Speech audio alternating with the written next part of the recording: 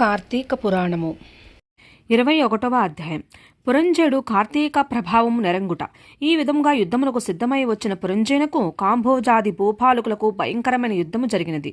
ఆ యుద్ధంలో రధికుడు రధికునితోనూ, అశ్వసైనికుడు అశ్వసైనికునితోనూ, గజ సైనికుడు గజ సైనికునితోనూ,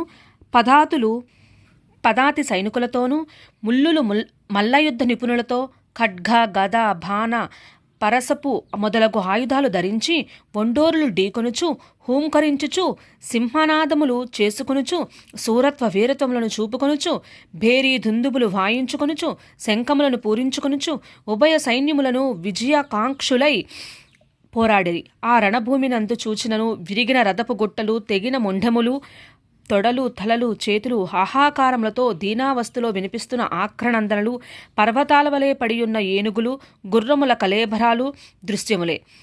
ఆ మహాయుద్ధమున వీరత్వమును చూపి చచ్చిపోయిన ప్రాణులను తీసుకెళ్లడానికి దేవదూతలు పుష్పక విమానముపై వచ్చిరి. అటువంటి భయంకరమైన యుద్ధము సూర్యాస్తమయం వరకు జరిగినది. కాంభోజాది భూపాలుర సైన్యము చాలా నష్టమైపోయిను. అయినను 3 ఔక్షహీనులున్న పురంజయుని సైన్యము వెళ్ళ అతి సాహసముతో పట్టుదలతో ఓడించినది. పెద్ద సైన్యము ఉన్నను పురంజయునికి అపజయమే కలిగిను. దానితో పురంజయుడు రహస్య మార్గమున శత్రువుల కంట పడకుండా తన గృహానికి పారిపోయెను. బలోపేతులైన శత్రురాజులు రాజ్యమును ఆక్రమించుకున్నారు. పురంజయుడు విచారముతో సిగ్గుతో దుఃఖించుచుండెను. ఆ సమయంలో వశిష్ఠులు వచ్చి పురంజయుని ఊరడించి, రాజా, మున్నొకసారి నీ వద్దకు వచ్చితిని. నీవు ధర్మాన్ని తప్పినావు. నీవు చేస్తున్న దురాచారాలకు అంతులేదు. ఇకనైనను సన్మార్గుడవై ఉండమని హెచ్చరించితిని. అప్పుడు నా మాట వినలేదు. నీవు భగవంతుని సేవింపక అధర్మ ప్రవర్తుడివై ఉన్నందువలనే ఈ యుద్ధమును ఓడి రాజ్యమును శత్రువులకు అప్పగించితివి. ఇప్పటికైనా నా మాట ఆలకింపు.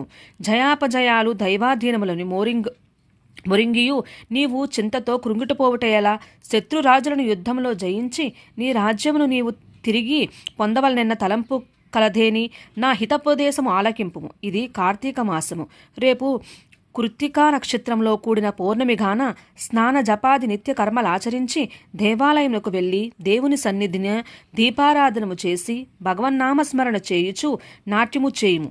ఇట్లొనర్చినచో నీకు పుత్ర సంతతి కలుగుతుంది. అంతేకాదు, శ్రీమన్నారాయణు సేవించుట వలన శ్రీహరి మిక్కిలి సంతోషముంది నీ శత్రువులను దునుమాడుటకు నీకు చక్రాయుధమును కూడా ప్రసాదించును. కనుక రేపు అట్లు చేసిన ఎడల పోగొట్టుకున్న రాజ్యమును తిరిగి పొందగలవు.